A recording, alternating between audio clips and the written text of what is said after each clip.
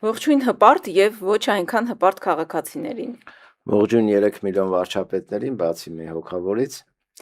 7-րդ TV եթերում MAG podcast-ի հերթական թողարկումն է։ Դուք չեք մոռանում միանալ մեր սոցիալական էջերին, հավանել, լայքել, տարածել, մեկնաբանություններ գրել։ Իսկ այսօր մենք մեր զրույցը միանգամից սկսելու ենք պետական կառավարման մասնագետ, տնտեսագետ Հովհաննես Ավետիսյանի հետ։ Խոսենք նախ տնտեսությունից, որը նաև փոխկապակցված է քաղաքականությանը, հետո արդեն ավելի մանրամասն անցնենք ներքաղաքական խնդիրներին։ Թերևս սկսենք ամենաթարմ այս պահին նորությունից։ Մարկո Ռուբիոն է հայտարարել, որ Հայաստան եւ Ադրբեջան հակամարտությունն ավարտվեց։ 3 ստորագրեցի համաձայնագիր, որը ստեղծում է թրիփ ուղին։ Այն երկու երկրներին, մասնավորապես Հայաստանին, կտրամադրի արտակարգ հնարավորություններ հիմնված նրանց ինքնիշխանության վրա։ Ինչ է սա նշանակում։ Բարև ձեզ, շնորհակալություն հրավերի համար։ Թրիփը ասեմ, որ միջանցք է թուրքական աշխարհները կապող եւ հետեւաբար թրիփի հետ կապված ցանկացած գործընթաց սպասարկում եւ հովանավորում է այդ գործընթացը։ Մենք այդ թուրքական աշխարհների կապելու գործընթացի մասին ոչ միայն մեր դատողություններն են այդպիսին, այլ նաեւ Իրանի մեր հարևան Իրանի նկատառումներն են, Իրանի մտահոգություններն են եւ Իրանի վերլուծական եւ քաղաքական դաշտն են նույնը հայտնում, որ սրա ընդհանրապես թուրքական աշխարհներն է կապում իրար եւ ես նույն Ալիևի վերջերս հարցազրույցից մի մեջբերում անեմ, ուրախ ծիծաղում էր, ասում էր ես ուրախ եմ, որ եվրոպական գործընկերները եւ ամերիկյան սկսել են թրիփին հղում անելուց ասել Զանգեզուրի միջանցք։ Սրանով ամեն ինչ ասվում է եւ հետեւաբար այսպես կոչված հնարավորությունները, վերջին նաեւ օդանավակայանում ստորագրված թուղթը հուշում են նրա մասին, որ հանքերը ամերիկացիների ըստ մեզ հայերին չենք թողի մորթեն, թուրքերին էլ ճանապարհը մինչեւ հասկանանք ինչա լինում, հայերին ավելի թուլացնենք ու այս տարածաշրջանից այնպես մաքրենք, որ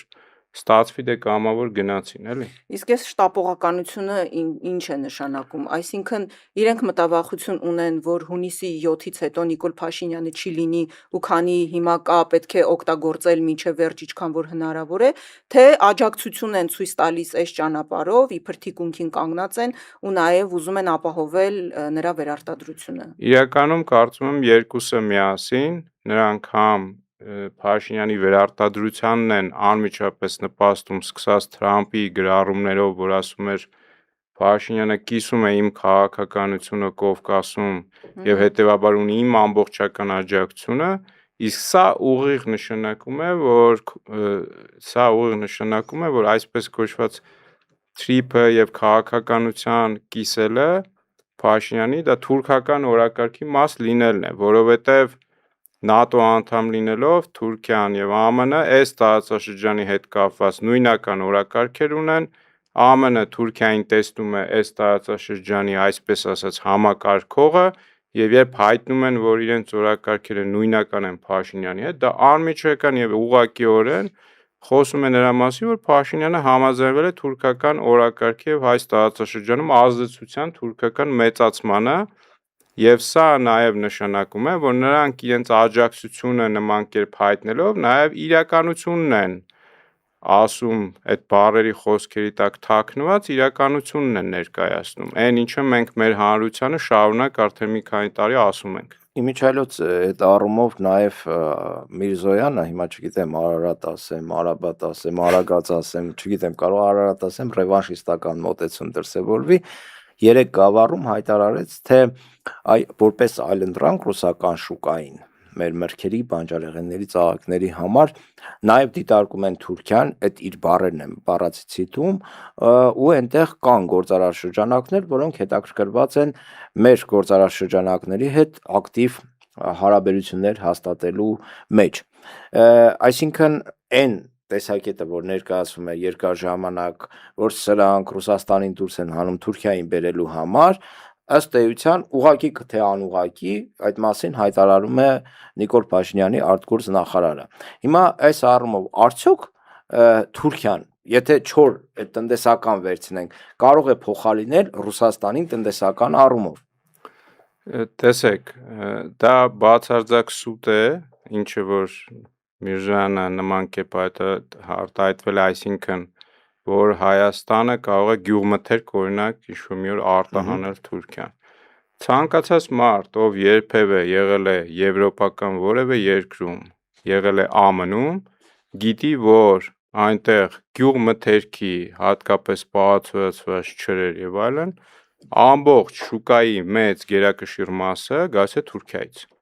Այսինքն Թուրքիան ունի այնպիսի ուժեղ գյուղատնտեսություն, որ նույնիսկ նրանք մեր տարածքում գիտենք, նույնիսկ լոլիկ են ներկրում Ու Հայաստան։ սուբսիդավորում են իրենք Ու իրենց ավելի էժան է այդ ամեն ինչը,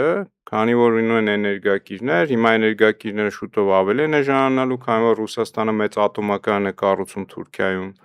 Եվ այս պայմաններում խոսել, որ հայկական ապրանքը, որը բացարձակապես մրցունակ չէ եւ որակական եւ տեսքի եւ համայն առումներով, Թուրքիան ամեն դեպքում չմոռանանք, որ հայկական լեռնաշխարհում է եւ այդ հայկական լեռնաշխարհի այդ հողերը ժամանակին հայերին արտաքսել ցեղասպանել են հենց այդ հողերի համար։ Եվ այդ տարածքում աճած բերքը լավագույնն է աշխարհում եւ խոսել, որ կարող է ստեղից գյուղատնտեսական ապրանք գնալ Թուրքիա, հեքիաթ էլ չէ, սա չգիտեմ ինչ է։ Ու ծաղիկի մասին էր այդ մարդը կոնկրետ խոսում, բայց հիմա այդ առումով, որը քաղաքական արդեն թեմա է դարձել, Ռուսաստանի կողմից պատժամիջոցների կիրառումը, սահմանափակումները, գյուղմթերքի, ծաղիկների, ալկոհոլային խմիչքների հետ կապված, տեսեք, ռուսները ակնհայտ հայտարարում են այդ սահմանափակումների մասին եւ նաեւ չեն թաքցնում դրա քաղաքական ենթատեքստը, քանի որ սրանք Եվրամիություն գնալու նման ցանկություններ են հայտնում, ու այս առումով ստեղծվել է մի իրավիճակ, երբ գյուղացին արտադրողը հայտնվել է բարդ իրավիճակում, իշխանությունը ինչ է ասում, իշխանությունը Նիկոլ Փաշինյանի բերանով երկու բան է ասում է մի քիչ դիմացեք, ես կգնամ կպայմանավորվեմ, որևէ խնդիր չկա, ռուսների հետ լեզու կգտնեմ, ու երկրորդ բանն էլ է հիմա ասում է մի մտահոգվեք, կսուբսիդավորեմ, կանգնեմ ձեր բիբարի, բիբարի փողը կտամ, պամիդորի փողը կտամ, ու մենք մեր սեփական գազը կունենանք, սեփական գազը ուտելուց հետո, այլընտրանքային, տենց հաստատ ասում, այլընտրանքային շուկաներ կգտնենք ձեզ համար, այսինքն հիմա, եթե ես լինեմ լոլիկ արտադրող խոսքի, Նիկոլին լսելով ինչ ազդակ եմ ես ստանալու, ինքը նոր շուկաներ գտնելու, թե ռուսների հետ պայմանավորվելու է։ Ես կրկնեմ, նոր շուկա որտեղ պիտի գտնի, հայկական ապրանքը նոր շուկա, Եվրոպա չի կարող գնալ, որովհետև եվրոպական ստանդարտները շատ խիստ են, այսինքն այնտեղ նույն հիմա, եթե այս գյուղատնտեսության հետ կապված մի բան ասեմ, հիմա եթե թունաքիմիկատների խանութ մտնեք, ես գյուղատնտեսությամբ եմ նաև զբաղվում, դրա համար գիտեմ, ձեզ չինական դեղեր այլևս չեն առաջարկելու, որովհետև չկա շուկայում, արդեն ըստ վաճառողների ասում են խանութների, որ էլ չեն բերելու։ Ինչու՞, սա հենց եվրոպական այսպես կոչված ստանդարտներն են, որտեղ որ չինականը չի մտնում դրա տակ, իսկ չինականը մոտ 10 անգամ էժան է, ես սա ինչի համար եմ ասում, որ այն ստանդարտները, որ հատկապես սննդամթերքի մասով Եվրոպան ունի, շատ ավելի խիստ են, բացառությամբ մի գործակցի, որը Ռուսաստանում է խիստ, այսինքն այդ գենետիկ մոդիֆիկացված սնունդը, օրինակ Ռուսաստանում չի կարելի, Եվրոպայում կարելի է, բայց ինչ-որ էլի խիստ պայմաններով, բայց Եվրոպան անցում է կատարում հիմնականում արդեն, այսպես ասած, կանաչ, առանց այդ սուր թունավոր բաների մշակած գյուղմթերքի։ Հիմա մեր գյուղացիներին հələ հարցրեք, եթե դու չունես քո քիմիական այդ ամեն ինչը արտադրող քիմիական արդյունաբերություն կարելի ասել չունես։ Եթե դու չունես, էլի այս ամեն ինչի դեպ Ռուսաստանից է հիմնականում գալիս, եթե դու չունես պարտանյութերը, որ Ռուսաստանից է գալի եւ Եվրոպան հիմա մեծ ծավալի վնասներ է կրում, նույն Իրանի մասով, երբ որ Հորմուզի նեղուց փակ եւ այլն, մեն նավթի խնդիրը չի, պարտանյութերի խնդիրներ էլ կա այդտեղ, Ռուսաստանի մասին էլ չեմ խոսում, որ արդեն տարիներ շարունակ ինչ Ուկրաինայի հետ պատ։ Հիմա այս պայմաններում խոսել, որ Հայաստանը կարող է գյուղմթերք տանել, ընդ որում ասացի, որ Թուրքիան շատ ուժեղ մրցակից է Եվրոպայում նստած, մյուս ներկրողների համադ եւ Հայաստանը անհնար է կարողանա մրցակցել, ինչու է անհնար, ոչ թե ես կասկածում եմ մեր արտադրողի գյուղատնտեսական տնտեսությունների կարողությունների վրա, բացարձակապես, այլ ես համոզված եմ, որ էներգետիկ ռեսուրսներ, եթե հրաժարվենք Ռուսաստանից, իսկ թուրքական, այս միջանցքի եւ ամերիկյան մերձեցման պայմաններում Իրանն էլ, որը ի դեպ ենթակառուցվածքը ռուսական է, նույնիսկ եթե դիտարկենք մերն է, Իրանը չի համաձայնվելու այժմ ռեսուրս մեզ վաճառել։ Եվ այս պայմաններում ինչ է մնում տակը, մնում է թուրքականը, այսինքն այս գժտեցումը Իրանի եւ Ռուսաստանի հետ, ես կարծում եմ դիտավորյալ է արվում, համոզված եմ, ոչ թե կարծում եմ, որ հետո մեզ թողեն ադրբեջանական եւ այլ աղբյուրների հույսին, ընդ որում, ստեղ նաեւ ասեմ, որ ադրբեջանական էներգակիրներն էլ սահմանափակ քանակի են, որովհետեւ հենց հիմա այն Եվրոպան, որ իբր ժողովրդավարություն եւ այլն է,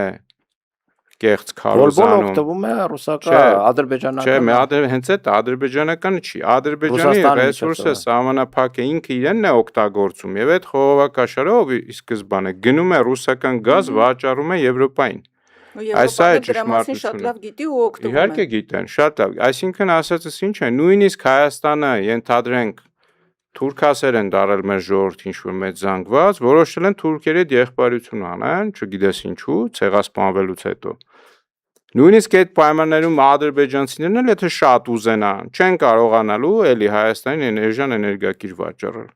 Այսինքն այս մեծ ամբողջ այս կեղծիքը, որ Հայաստանի շուրջ կառուցվում է թե իբր տնտեսությունը, այլընտրանք միշտ կա, բայց մրցակցություն կա, չէ՞ այդտեղ։ Մեր շուկայից այն շուկա, նույնիսկ եթե սա ամեն ինչը դնենք մի կողմ, ճանապարհները բա։ Այդ ճանապարհները ոնց է, ինքնաթիռով են տանելու այդ լոլիկը, թե այն երկաթգծով, որ գոյություն չունի, որը իբր թե պետք է լինի, որը չի լինելու։ Ասում է մեզ թույլ են տվել միանալ աղալքալակ Կարս Բաքու այդ երկաթգծին, Պարս տրամաբանությունը քարտեզը բացում ես, նայում ես աղալքալակ գնացող երկաթուղի ունենք թե չունենք։ Չկա, չէ՞ նման երկաթուղի։ Այս մի քանի օր, երևի 3 թե 3 չառաջին օրներ մի այդպիսի թոսփչոցի իրենք հրապարակեցին, ասեցին, որ առաջին անգամ Եվրոպայի արտահանվել բանջարեղեն եւ վարդեր, իհարկե չէր նշվում ոնց են արտահանել, ինչ են արտահանել։ Բայց այս թեմա կատարյալ սուտ կլինի։ Դե հիմա Եվրոպա որտեղ են տարել։ Ոչ մի բան չի ասվում։ Ասե կարող Ալբանիա տարել։ Ոչ մի բան չի ասվում, դե դրա համար էլ ասում թոսփչոցի է ու գյուղացիների աչքն են ուղակի ուզում էսպես փշի անել, հա, որովհետեւ այս սահմանափակումներից հետո Ռուսաստանի կողմից կիրառվող գյուղը Նիկոլ Փաշինյանի տակից սկսել է փախնելը ու ըստ օդում կախված տեղեկությունների Նիկոլ Փաշինյանը զանգարել է եվրոպացի իր ընկերներին, բարեկամներին, այդ մակրոն-մուկրոններին, խնդրել է, աղաչել է, որ հասի հարայ, ես բան եմ անում, կործանվում եմ, всё пропало, մի բան արեք, ինձ փրկեք ու որոշել են այսպիսի մի բան հնարք կիրառել, ասել իբր արդեն Եվրոպա են սկսել արտահանել, բայց ոչ նշվում է, որ երկիր են արտահանում, ոչ նշվում է ինչ ճանապարհով, ոչ նշվում է ինչ ընկերություններ են այդ ապրանքը գնել, ինչ գնով են գնել ու ըստ տեղեկությունների պարզապես տանելու են եւ թափեն կամ շատ հասցնեն Ուկրաինա։ Ուկրաինա իմիջայլոց ցույց տվեցին, որ իբր Վրաստան նաեւ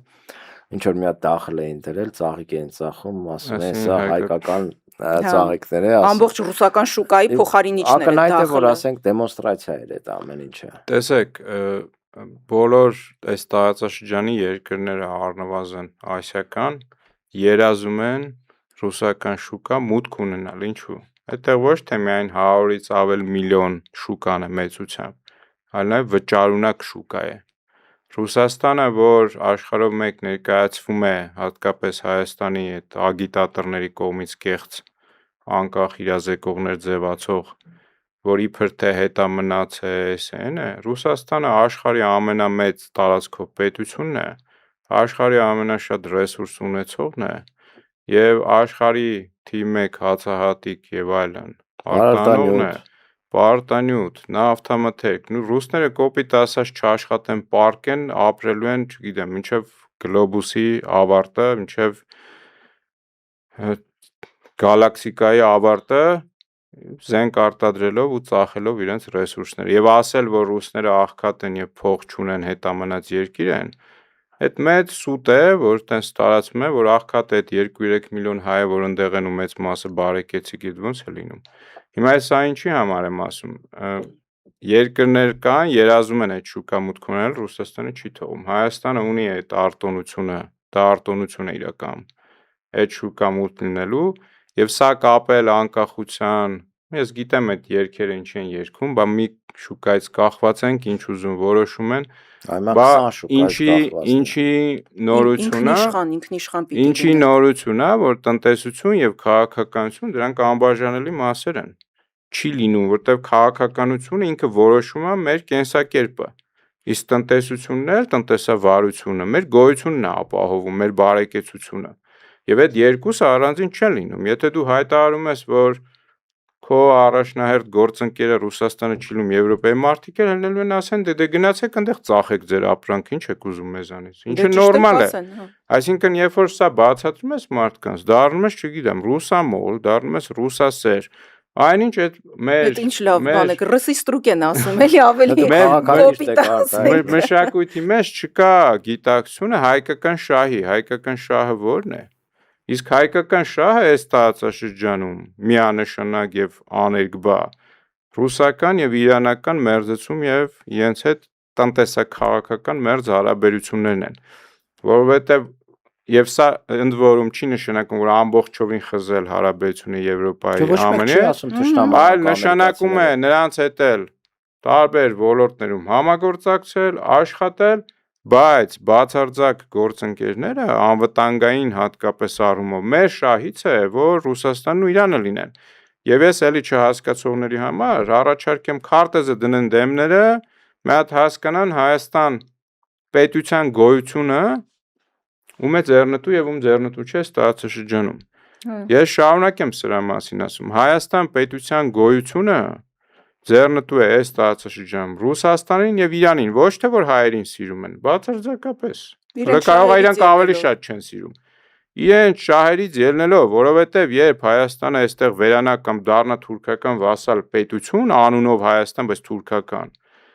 այս տարածաշրջանը առաջին հերթին դառնում է վտանգ հենց Ռուսաստանի եւ Իրանի համար ինչ իրենք չեն ուզում ես քիչ առաջ խոսում էի թրիփ կոչված Միջանսկի մասին Իրանը ինչի է մտահոգ Իրանը մտահոգ չի որ ադրբեջանցի քիչ տարածքով էին վճարանում գնում Նախիջևան հիմա չէ դա կոպեկներ է հələ հակառակ ճանապարհն էլ լավացրել են որ ադրբեջանցի Կիպր այդ մտքից հետ կանգնեն բայց նրանք Թուրքիայի միջնորդությամբ ԱՄՆ բերեցին խավորության որ հայ ժողովրդին խափեն ասեն տեսեք ԱՄՆ եկել է մեզ սրա մասին ես կոպիտ ձևակերպում էլ ունեմ բայց ճշմարտությունն է որը հետեւյալն է ԱՄՆ կերաշխավորի որ Հայաստանն ու հայերին կբռնաբարեն, բայց չեն սպանի։ Բայց մեզ կկորզեն ռեսուրսներ, ինչի վերաբերյալ իդեպ ես ասում եմ այդ նախորդի ստորագրած թղթի, էլի սուտ անկախ իրազեկողներ, ձևացողներ ասում էին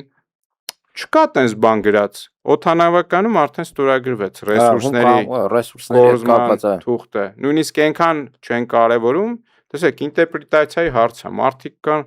ասում են, տեսեք, այնքան կարևոր ենք Հնդկաստանից թռնելուց գալի Հայաստանով է գնում, բայց լուրջ պետական հարաբերություններ հասկացողը գիտի, որ օդանավական գնաս, ոնց որ դրան դեմը սկի տուն չմտնես, կանչես դրան դեմը մի հատ թուղթ ստորագրել տաս, որը քո շահից չի, քերել տանելու, հետո դա ներկայացնես, որ աջակցություն, այսինքն Փաշինյանի մինչև այսօր ինչն է լավ հաջողում։ PR-ը չէ, մեր ժողովրդին Հայաստանի շահերը վաճառելը, ձախողումներն ու կորուստները ներկայացնել որպես օգուտ մեզ արված գործողություններ, պատերազմն ու պարտությունը ներկայացնել որպես պետության փրկություն։ Մեր պարտությունը մեր հաղթանակն է։ Չգիտեմ, այնտեղ զորքեր հետ քաշելն ու էսը ներկայացնել 20,001, 25,000, 30,000 զորք փրկել, այսինքն ասես բաներ աշխարհում չկա, զորք փրկելը ո՞րն է, զորքն է փրկում, ոչ թե դու ես զորք փրկում։ Ասենք այս ամեն ինչի համատեքստում մեր զրույցները շարունակ որ անում ենք իրականում մեր զրույցները լավ հասու են առումով որ մարդը ով ժամանակ տրամադրում լսում է հասկանում են ուղղակի այլ մեդիաներով իշխանական եւ այլ գործիքներով սոցցանցեր եւ այլն այնպես են սահմանափակում, որ հասանելիությունը մարդկանց մեր խոսույթին, մեր խոսացած տված ինֆորմացիային վերլուծության շատ քիչ է։ Եվ այստեղ է որ հնարավորությունները չունենք ֆեյքի նույն սոցհարցումներին երբ փողում են անում մարդիկ թիվ 1 լրատվականը առաջի որ նայում են հենց հմեկն է, որը դարձել է ԿՊ-ի քարոզչական մեքենա։ ուղիղ հենց իմաստով, քարոզչական մեքենա։ Այնտեղ Պետրոս, մյուս Պողոս, Մարտիրոս նստած զբաղված են ԿՊ-ի քարոզչություններով ու չեն էլ թաքցնում դրա մասին։ Օրինակը ինձ համար, չգիտեմ, կարմիր գիծ եւս մեկ անգամ հատել էր, մի հատ սունկ կայք կար, որտեղ հրապարակվեց Facebook-ի ագենտներ, Են որ քո անունն էլ կար մեջը, որպես, չգիտեմ ինչ, լոմ էի, հա։ Ու Լոմովը դրատվական, հա։ Չէ։ Պաշտոն էին տվել, ասում հասարակական կարծիքի լիդերը։ Հա, հասարակական կարծիքի տենց շուտ բան։ Ուրեմն ու համեկը ակնհայտ սունկ կայք է, էլի, ակնհայտ fake տեղեկատվություն, ամեն ինչ fake է։ Համեկը դրա վերաբերյալ ռեպորտաժ արել։ Կուղարկեմ, համեկը 10 րոպեանոց ռեպորտաժ սարքել դրա մասին, հասկանում եք։ Հա, ես չեմ լսել դա։ Ու ներկայացնում է դա որպես, ասենք, ճշմարտություն։ Հիմա ասենք Իցակար գյուղում ենթադրենք մեկը նստած վաղոն նայում է, էլի։ Հիմա ինքը ինչա խորանալու այդ սունկայքա, ֆեյքա, այդ ամբողջը գիտեմ պետության թիվ 1 ալիքն է, մարդիկ լսում են եւ մեզանում քանի որ դպրոցներից սկսած շատ լուրջ խնդիր կա, տարական, քաղաքական գիտակցություն չկա, այս քաղաքականը ինչն է, ոչ թե կուսակցական տարբեր թեմաները, որ մարդիկ երբեմն չեն ասում, այլ իրենց ապրելուն կենսակերպին վերաբերվող հարցեր։ Այդ տարական, սեփական շահի գիտակցությունը կարճ ասած չկա մարդկանցում, որ կա քո տարածաշրջանի, քո ծնված կետից տեղից ելնելով կան դրույթներ, որ դու երբ խախտես տուժելու ես։ Այսինքն Թուրքիա հետ մերձեցումը անհնար է լինի, Թուրքիա եկել քո տարածքները գրավել է, քեզ ցեղասպանել այդ տարածքի համար, հիմա դու ո՞նց ես ակնկալում ու չի ճանաչել այդ ցեղասպանությունը, հրաժարվում է դրա ճանաչումից։ Այսինքն ես հարատև թշնամանքի կողմնակից չեմ, բայց ասում եմ, լինում է մերձեցում եւ լինում է բարեկամություն չի կարող լինի, էլի հարաբերությունների կարգավորում, երբ թշնամի էլ լավ չասենք, ասենք հանցանք կատարած կողմը զղջում է, գիտակցում է իր արածը եւ փորձում է հատուցի այդ վնասը։ Ինչը Թուրքիայի կողմից չկա։ Ինչը չկա, ոչ միայն չկա, այլ նաեւ իրանք համառորեն շարունակաբար քարոզում են,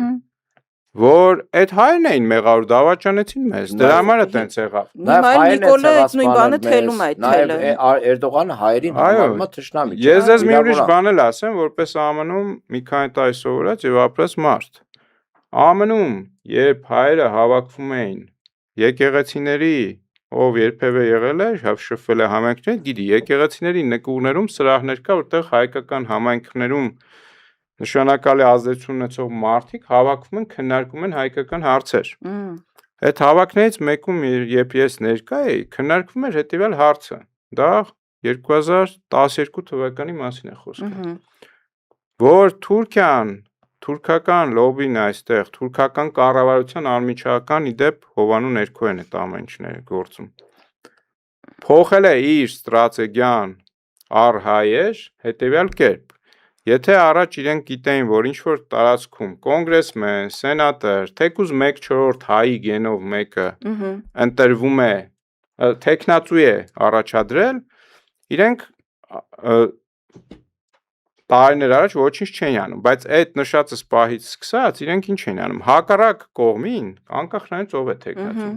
լիքը ռեսուրս են դնում վրա, փող են դնում, որ հայը չանցնի, ինչու, իրենք հասկացել են, որ սա եթե հայտնվում է կոնգրեսում, սենատում, այդ հայկական բանաձևեր, մյուս ավելի շատ փող եմ ծախսելու դրա դեմ առնելու, քան հենց հիմա այս սահմանային փուլում նախընտրական ընտրությունին այս տեխնացուի դեմ առնեմ են հակառակ կողմին ուժեղացնելով։ Եվ պատկերացրեք սա ինչի համար եմ պատում։ Այս նման քաղաքականություն ունի Թուրքիան։ Այսինքն Թուրքիան ոչ միայն ցեղասպանությունը ուրանում է, այլ նաև նա պատրաստ է նոր ցեղասպանությունների եւ Արցախն էլ վառ օրինակ ցեղասպանությունը մենակ մարդուն փրկել սպանելով չի, տնից տեղից զրկես հողից հանես կտրես իր դրանից ցեղասպանության սահմանում է, երբ որ նայում ենք ամբողջովին Արցախի ժողովրդի տեղահանումը, տեղավորումը այդ սահմանման ներքո, այդ սահմանումն էլ հո մենք չենք գրել։ Ուղղակի մեր մասսայական չէին կոտորել դրա համար, բոլորը հետևից ընկած գոռումա թե դուք ինչի չեք մեռել։ Դե ինքը եւի զարմացել է, ուզում էր երևի մի 10,000-ն է մեռնեին, որ ընդհանրապես մոռանային Արցախի մասին վախից։ Մանիպուլյացիայից խոսեցինք, աջակցությունից խոսեցինք, հիմա ինչպես է ստացվում, որ օրինակ Մարկո Ռուբիոյի, Թրամփի, Մակրոնի աջակցությունը հիբրիդային պատերազմ չի, բայց օրինակ Ռուսաստանի կողմից եկող այդ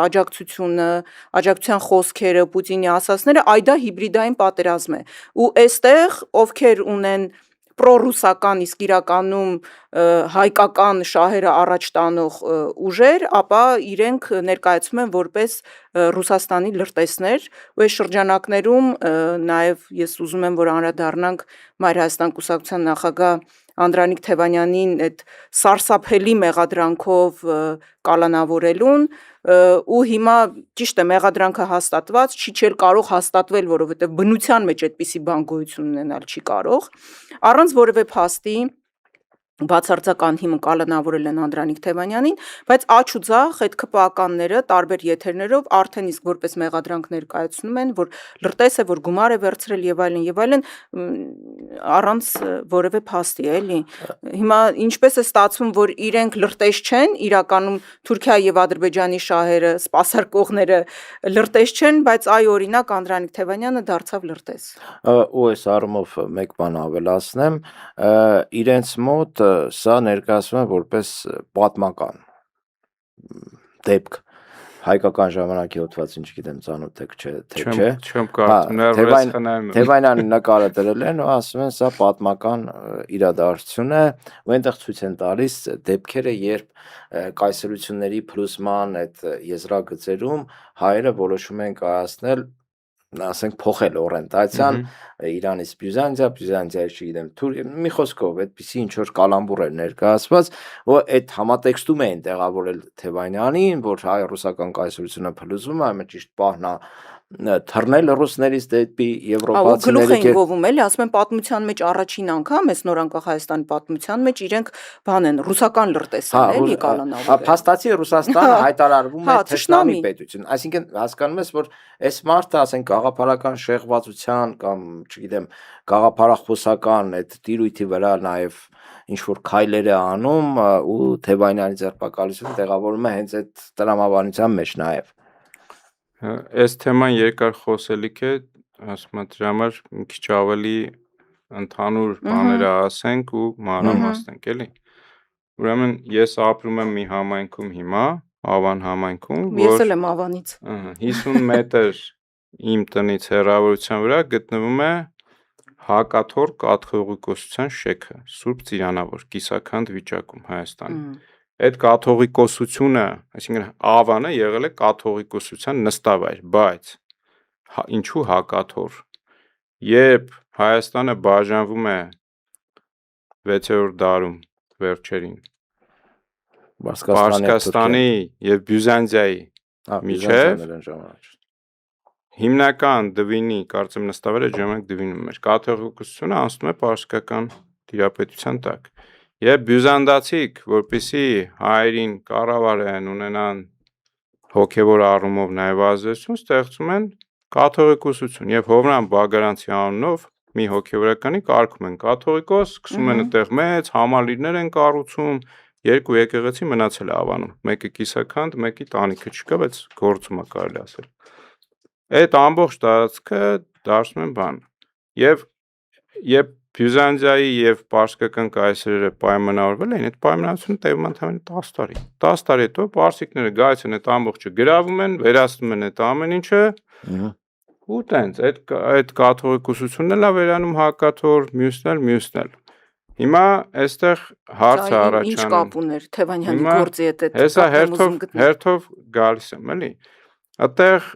այդ ընթացքում էլ մարդիկ, ովքեր որ հայկական շահերից էին խոսում, հայկական շահերից էին հանդես գալիս, կարգվում էին կամ չգիտեմ, բյուզանդացու շահեր սպասարկող կամ պարսկական շահեր սպասարկող, մարդիկ, որոնք որ հայկականության կրողն են լինում, ոնց որ հիմա եկեղեցուն են, չէ՞, մեղադրում։ Միայն Թևանյանի հարցը չի, ես ինչու ասացի, համատեքստը խոսենք, հետո կանք մանրամասն։ Մեր դարերով շարունակ, քանի որ այս ամբողջ աշխարհը գիտի, աշխարհի վերլուծաբաններն էլ այս խաչմերուկում հատվում են պարսկական, թուրքական, ռուսական կայսերական, հենց այդ բառի բուն իմաստով շահեր։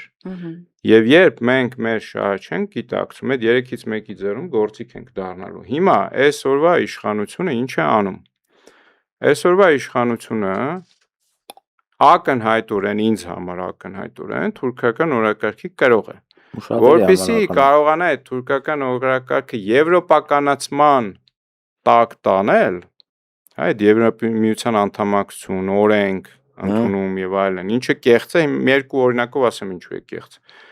Հայաստանը բացի որ տնտեսական առումով, ինչը Եվրոպական միությունը ստեղծվել է տնտեսական շահի շուրջ, Ֆրանսիա, Գերմանիա, ածխային այդ միության եւ այլնի շուրջ է ստեղծվել, ակնհայտորեն Հայաստանը իրենց պետք չի, բայց այդտեղ մի ուրիշ կարևոր բան կա։ Գերմանիան, որը Եվրամիության շարժիչ ուժն է, Գերմանիայում ապրում է 3 միլիոն թուրք։ Եվ առանց այդ թուրքական մեծ համայնքի, շատ ազդեցիկ համայնքի կարծիքը հաշվի առնելու այնտեղ որոշումներ չեն կայացվում։ Այսինքն այդ թուրքական համայնքը ո՞նց է կարծում, կողմ է լինելու, որ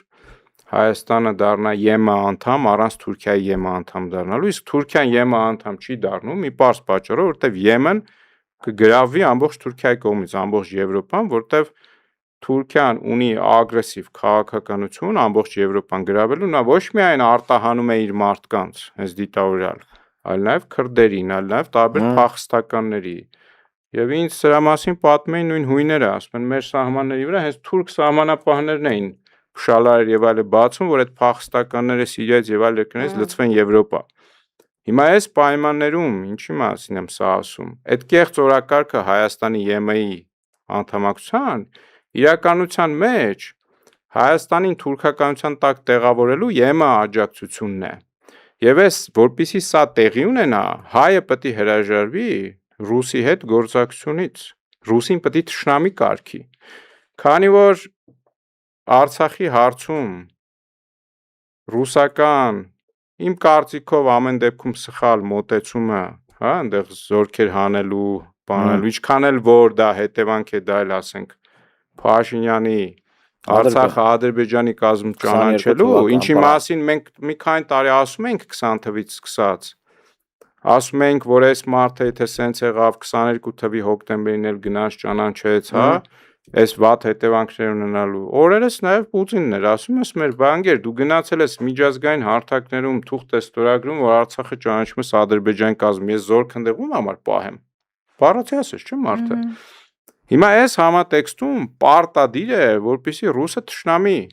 ներկայացի, որովհետև հայը կհրաժարվի Ռուսիայի հետ գործակցությունից,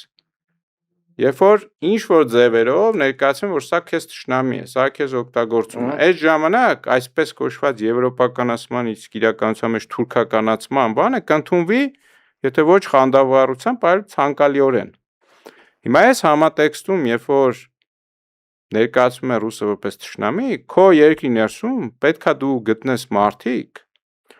որոնց դու պետքա ներկայացնես, այս սրանք են այդ վատ տղեկը, որոնք այդ օրակարգի ռուսականության կրողներն են, չգիտեմ, կաթողիկոսից սկսած, իր աղբորից սկսած, մինչև Անդրանիկ Թևանյանով, քաղաքական դաշտում գործողներով, չգիտեմ, Հովհաննես Ավետիսյանով, Տերենիկով, մյուսով, բոլորը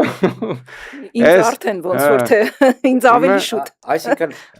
ռուսներին հիմա արտաքին թշնամու ասածս ինչ է, Անդրանիկ Թևանյանի ձերբակալումը եւ ելի են լինելու նման դեպքեր։ Հիմա ինչ է անում, սպառնում է Սամվել Կարապետյանին, ասում է, չէ, օրերս բառացիորեն իր ասում է տարիներով, տասնյակ տարիներով չես կարալու Հայաստանից դուրս գաս, նստելու ես որպես, չգիտեմ, շպիոն, գործակալ, Բոմժ եմ սարքելու։ Հա, սենց բաներ է խոսում։ Այսինքն նույն այդ Եվրոպան, հիմա տեսեք, եթե իրականում Եվրոպան մեզ օգտագործելու թեմայի մեջ չլներ, իրենց մոտ 3 հատ գլխավոր իրավունք կա, որ անկախտելի է։ Սեփականության իրավունքն է, իրավունք չունես ինչ ուզում լինի, ուրիշի սեփականությունը խլես։ Օրինակ հեծը չես կարող խլես։ Ահա։ Սեփականության իրավունքն է, մարդու կյանքի իրավունքն է ու ազատության իրավունքը։ Սա ոտնձգություն է կատարում բոլոր իրավունքների նկատմամբ։ Կյանքինը մնում է ասի քեզ կսպանեմ, բայց այն Չէ, Դե ասում էլ է, ազատությանն ու սատկացնեն։ բայց ազատությունից երբ որ մարդուն զրկում են սեփականությունից ապրելու միջոցից զրկում են, ասում են կյանքից էլ է զրկում անողակույրը։ Չէ, բայց մարդը ակնհայտ ասում է կսատկացնեմ, կկզացնեմ, Հիմա ինքը կարա մեկնաբանի դա քաղաքական առումով եմ ասում, բայց դրա համար եմ ասում, քաղաքական առումով նույնիսկ երբ մարդու վրա գործ ես սարքում, ակնհայտորեն գործ ես սարքում։ Ազատությունից զրկում ես, զրկում ես, բայց այդ մարդուն հիմա ասածս ինչ է, այդ Եվրոպա կոչված եմ ասում, այդ քաղաքական գործիչներին հղում անելով, այդ կեղծ օրակարգը, որ սուտ իբր ժողովրդա, իրենց ամբողջ համակարգը հիմնված է 3 իրավունքի վրա։ Եթե մեկը խախտի այնտեղ ու մյուսները սկսեն քանդվի այդ ամբողջ իրենց իրավունքների վրա հիմնված համակարգը։ Հիմա բա ոնց է լինում աչք են փակում սրա արածներին։ Չեղավ որովհետև սրան օգտագործում են ուրիշ բաների համար, այլ ոչ թե դիտարկում են գործընկեր։ Եվ սա էլ իդեպ որպես հակառուսական որ ասացիք թե ռուսների դեմ իրական ինքը ռուսների դեմ չի կարող հանդես գալ, ինքը կվախենա դա անել։ Բայց նա այդ անում է գործողությունը ներքին լսանի համար։ Այսինքն նույն Անդրանիկ Թևանյանին մյուսներին ներկայացնել որպես շպիոն գործակալ էսեն, ոնց է որ մի հատ ներքին լսանին վախացնում են, քարոզչական գործիքը հետևելն է։ Մի հատ պիտի վախացնես մարդկանց, շարունակ ռուսներին բոբո ներկայացնելով, ինչը սոցհարցումները ցույց են տալիս, որ ազդում է։ Վերջին 6-7 տարում այդ ազդում է, այսինքն մարդիկ արդեն 3-րդ տեղում Թուրքիայից, Ադրբեջանից հետո վտանգը տեսնում են Ռուսաստանից։ Հիմա այսինքն դա աշխատում է։ Վտանգ են տեսնում, չեն ասում գոլավ գործընկեր է, վատ գործընկեր, հա կարան ասեն վատ գործընկեր է օրինակ։ Ինչը ինչ որտեղ ընդունելի կլինի, բայց երբ որ ասեն թշնամիա ռիսկ ենք տեսնում իրանից գոյաբանական, դա արդեն աբսուրդի ժանրից է, էլի։ Երբ որ հայերը այս տարածաշրջանում պետություններ կորցնելուց հետո ամենաշատը թվով եղել են հենց սովետական, ռուսական ազդեցության տակ լինելուց հետո։ Սա իդեպ դրա մասին չի, որ պարտադիր է ռուսական ազդեցության տակ լինել, որպեսզի բարգավաճի։ Ամենևին դա վիճակագրություն է փաստ է, բայց սա ինչի մասին է խոսքը, որ ինչ էի ասում, չշեղվում թեմայից, Փաշինյանը երբ այս գործողությունները անում է, նա իրականում Ռուսաստանի դեմ ուղիղ հանդես գալուց կվախենա, ինչը նաև Պուտինի խոսույցից է հասկանում, որ նրա մոտ նստում ուրիշ բաներ է խոսում։ Բայց ներքին լսանի համար, երբ որ անընդհատ այդ իր արբանյան քարոզիչները, չէ, կան նույնիսկ ընտրություններին մասնակցող կուսակցություններ, ձևացողներ կան, շնորհապետականներ են ասում իրանց, մինչև թվում մաքուր նիկոլական են, մաքուր չեն տեղավորվել ցուցակում։ Նիկոլից ավելի նիկոլական են։ Դրանք, այսինքն ինչ են, իրականում դրանք ատելության վախի բան քարոզ են անում ռուսների նկատմամբ, այսինքն ռուսական պետության, այսպես ասենք, ոչ թե ռուսների, ռուսական պետության եւ արտաքին թշնամին ռուսներն են, դե չէր կարող Թուրքիան եւ Ադրբեջանը լինել, բնականաբար, եւ կաթողիկոսը Թևանյանը։ Հիմա այս ինչի համար անում, բայց հիմա ինքը ասում է, տեսեք, սրանք բոբոներն են, ես էլ ձեր փրկիչն եմ։ Ես էլ տեսեք ձերբակալում եմ, ճնշում եմ, նույն եկեղեցուն ինչ ասում, ճնշում է, ասում է, որովհետեւ հայկական չեն իրանք շպիոն են, էս են, հա, sense բաներ է խոսում։ Շպիոնության թեման եկավ կաթողիկոսից։ Ինքը ասում եմ, դա համակարգված եւ սա հենց թուրքական օրակարգն է։ Հայ երբ ռուսին թշնամի ճանաչի, ստիփած կընկնի թուրքի գիրկը։ Այս է իրանց թուրքական օրակարգը։ Ես ինչու եմ շարունակ ասում, Փաշինյանը թուրքական օրակարգի կրող է։ Ես մշեցու արմատներ ունեմ։ Եթե բաներ կա, ես ուղեղս իմ շատ, ասում եմ, մի քիչ գլուխ կողամ, չնայած որ IQ-ն շատ բարձր է, շատ լավ աշխատում է, բացի այդ ես ունեմ նաև գենետիկ հիշողություն։ Հորս պապը եղել է Զորավար Անդրանիկի զինվորներից եւ իրենք երբ ընտանիքները սպանվել են, իրենք մի քանի փրկվածներ ստիփված են եղել բնակություն հաստատել այստեղ, նույնիսկ պապը հորս եւ հորեղբորս կոչել է Անդրանիկ եւ Վրեժ, այսինքն Անդրանիկի Վրեժ։ Ես ինչի եմ ասում, գենետիկ ես գիտեմ Թուրքի օրակարգը հային վերացնելու որն է։ Բացի այն որ մենք մտածել գիտենք եւ հիմա վստահ ձեզ ասում եմ թիվ 1 Թուրքի մտածողությունը դրան է հայ երբ ձգտի մեր այդ խաղաղության այդ ժամանակ կլինի իրեն վերացնել երբ մենք կարողանանք հային վախացնելով կանալ ձև համոզենք որ ինքը ուզենա մեր այդ խաղ ապրել այդ մեկ երկրորդը երբ կարողանանք թշնամացնել հային ռուսի հետ Եվ երրորդը դու քաղաքականությամբ մի զբաղվեք, քաղաքականությունը վատ բան է։ Այս 3 կոմբինացիան, այս 3 բանը, ինչը Հայաստանի դաշտում շարունակ քարոզվում է։ Եվ եթե գնանք գտնեք արմատները, կտեսնեք որտեղից են գալիս։ Այս թուրքականության օրակարգն է, որ Հայաստանում թևածում է Հայաստան լիքը մարդ հիմա սրա մասին խոսում է առանց հասկանալու, որ ինքը թուրքական օրակարգ է տարածում, եւ սա շատ ցավալի է, շատ, որովհետեւ մեր ակնհայտորեն երևում է, թե մեր դպրոցներն ու կրթական համակարգերը ինչքան ձախողված են, որ այս օրակարգերը շատ հեշտությամբ եմ ասում, որովհետեւ այս կարգի լայն ընդգրկում չէր կարող թուրքական օրակարգը ստեղ ունենալ։ Եվ դրա գլխավոր քարոզիչն ու ջատագովն էլ դե երկրի ղեկին հիմա։ Ասենք այս աղետների աղետն է, որի մեջ հիմա ապրում ենք, էլի։ Անթակույց այդ քարոզով են զբաղված։ Շնորհակալություն պարոն Ավետիսյան, եւ ամփոփելով երկու կոմպոնենտով մենք խոսեցինք, տնտեսական եւ նաեւ ներքաղաքական։ Տնտեսականով, այսինքն Հայաստանը որևէ շանս չունի էկոնոմիկայի փուլում այլընտրանքային շուկաներ գտնելու, որովհետեւ բոլորը փակում են մեր առաջ այդ բոլոր հնարավորությունները, Թուրքիայի մասով դա բացարձակ բլեֆ է, իսկ ներքաղաքականով հիմա դրված է հիմնական խնդիրը ռուսներին հռչակել թշնամի եւ այդ ասվածի տակ գտնել կոնկրետ մարդիկ, որպիսի դեմոնստրատիվ ցույց տան, որ իսկական թշնամի։ Այլապես վերացական, երբ որ ասում են թուրքը թշնամի է բան, հիմա իրանք օրինակ այդ սանկցիաները, որ ռուսը հիմա կիրառում է իրականում ազդակ հղելով, որ ժողովուրդ եթե գնացի կենքում ավելի վատ է լինելու, բայց նաև իրանք կարծում եմ այնտեղ որոշում կայացնողներն էլ ճիշտ չեն անում այս բանը, որտեվ սա հստակ այս ազդակները կարողանում է օգտագործել, ասի տեսեք, դες թշնամի է։ Չի ասում, ես իմ պատճառով ասա ոնց որ միշտ ոչ մի բանի պատասխանություն ինքը չի ստանձնում, չի ստանձնելու, ասում է տեսեք թշնամիը ձեզ դրա համար են անում։ Հիմա քարոզիչները այդ են խոսում։ Այո։ Հիմա այս պայմաններում դրա համար դաշտում էլի ինքը պետք է կարողանա առարկայացնի այդ զրույցը, չէ՞։ Ինչ որ մարդկանց խաղաղության նոխազ պետք է սարքի։ Ու դա ասում եմ ձեզ, Անդրանիկ Թևանյանը չի լինելու ոչ առաջինը, ոչ էլ միակը։ Էլի շարունակ լինելու են մարդիկ, հատկապես եթե հայ ժողովրդի, ասում եմ, գիտակցությունը չպարզվի եւ այս ամսի 7-ից սկսած չօգտագործի հնարավորությունները իշխանափոխության, այս վիճակը ավելի ծանրանալու է մեր։ Հուսանք, որ ամսի 7-ին այդպես չի լինի, կոչ անենք մեր ընտրողներին Այո, անպայման գնան ընտրատեղամասեր Մերժեն Փաշինյանի։ Այդ մերժելու օրակարգով, որ ասում են գնացեք, որ մերժելու օրակարգով, թե չէ եթե չմերժելու եք գնում, ոչ էլ գնացեք։ Չէ, պարտադիր է իրականում գնալը, մարդիկ կան ասում են բան չի փոխվի, բայց յուրաքանչյուր անհատից է կախված փոփոխությունը։ Նույնիսկ Փաշինյանը սա այնքան լավ էր հասկացել, բանաձև էր, չէ՞, հոնինել 1 գումարած։ Հիմա ընտրություններին շատ կարևոր է, որ այդ մեկերը գան գումարվեն,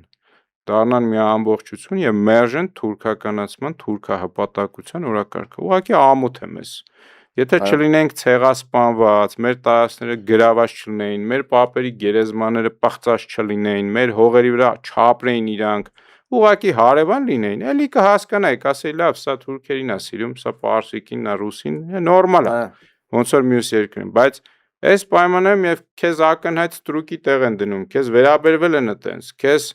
շարունակաբար վերացրել են, կոտրել են, վերջում էլ տեղանել, հանել են ինչպես Արցախից ու գնալ խոսել թուրքականության մերձեցման եւ այլի մասին, ասենք սա չգիտեմ։ Հայտարարության ամոթի, ազգային ամոթի գագաթնակետն է։ Շնորհակալություն, ես առաջարկում եմ, որպեսզի մեր զրույցը եզրափակենք մի փոքրիկ ֆիլմ տեսանյութ դիտելով, որովհետև գուցե ոմանք կլինեն, որ օրինակ չեն ճանաչի Անդրանիկ Թևանյանին, սրանք ինչքան կեղտոտ մեղադրանք կա, ասես ներկայացնում են։ Ես մեր հայրենակիցներին առաջարկում եմ, որպեսզի տեսնեն, թե իրականում ով է Անդրանիկ Թևանյանը։ Իհարկե մի շատ փոքր մաս ենք կարողացել ներկայացնել իր կենսագրությունից, շատ ավելին կար ասելու, բայց կարծում եմ, որ սրանով էլ որոշակի պատկերացում իրենք կստանան։ Տեսանյութը դիտելուց հետո արդեն մեր զրույցը կշարունակենք հաջորդ հյուրի հետ։ Ձեզ շնորհակալություն։ Շնորհակալություն ձեզ։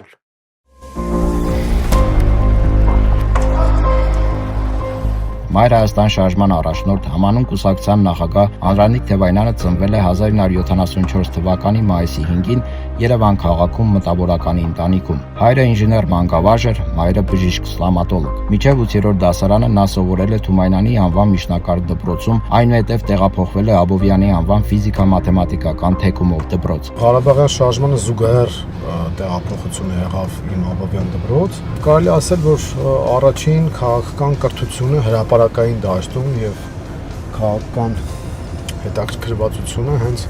88-ի շարժման ժամանակ տեղ ունեցավ։ 1992 թվականին ընդունվել է Ճարտարապետաշինարարական ինստիտուտ, ավարտել է շինարարության էկոնոմիկա եւ կառավարում բաժինը, ստանալով ինժեներ տնտեսագետի որակավորում։ Այնուհետև ուսումը շարունակել է Ճարտարագիտական համալսարանի մագիստրատուրայի ինժեներական մենեջմենտ ֆակուլտետում։ Թևանյանը ճարտարագիտության մագիստրոս է։ Նա հանդիսանում է նաեւ կառավարման դպրոցի, այժմ ակադեմիա շրջանավարտ։ Այնտեղ նա մասնագիտացել է քաղաքագիտության ուղղությամբ։ Անդրանիկ Թևանյանը տնտեսագիտության թեկնածու է։ Նա ավարտել է տնտեսական հետազոտությունների ինստիտուտի ասպիրանտուրան, պաշտպանելով թեկնածուական թեզ պետական բյուջեի ծախսային մասի կառավարման արդյունավետության բարձրացման թեմայով։ Գիտական նորույթը վերաբերվում էր ծրագրային բյուջետավորմանը։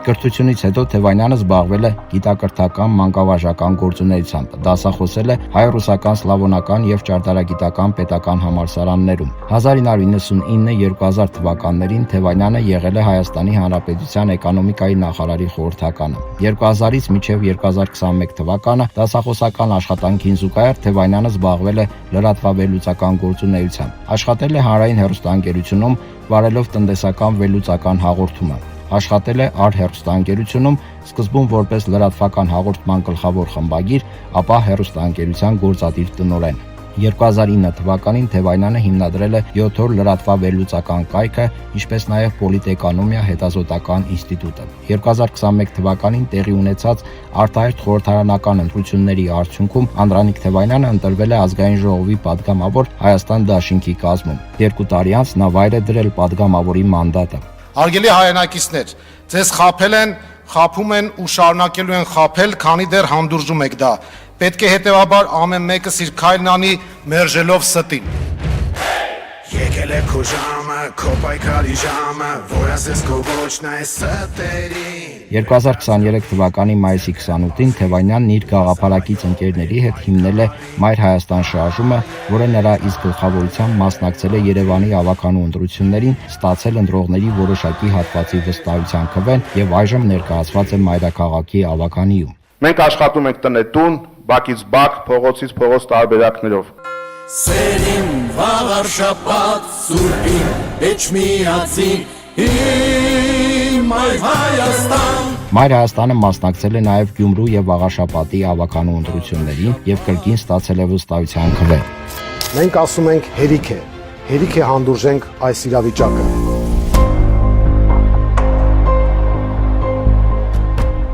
Անդրանիկ Թևանյանը պահեստազորի սպա է, լեյտենանտ, ամուսնացած է, ունի 2 զավակ՝ Նարեն եւ Նորայրը։ Թևանյանը բազմաթիվ հետաքրքրություններ եւ հոբիներ ունի։ Մասնագիտական եւ գեղարվեստական գրականության սիրահար է, շատ է սիրում ընթերցել։ Երիտասարդ տարիներին նա երկար ժամանակ զբաղվել է ֆուտբոլով, եղել է դարպասապահ։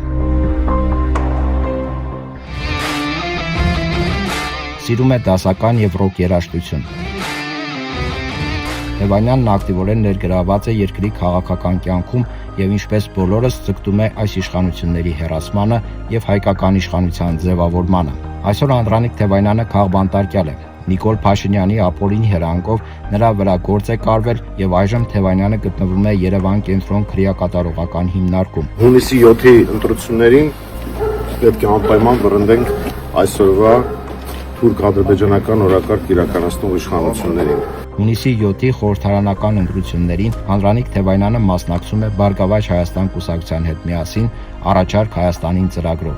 Բարգավաճ Հայաստան կուսակցության համամասնական ցուցակի 2-րդ համարն է։ Անդրանիկ Թևանյանը այս իշխանությունների գաղափարաքաղաքական թիվ 1 ընդդիմախոսն է։ Ձևավորվում է ուժային կենտրոն, որը թիմային ու ծրագրային լուրջ այլընտրանք է իշխանությանը եւ հավակնում է պետության կառավարման ղեկը ստանձնելու։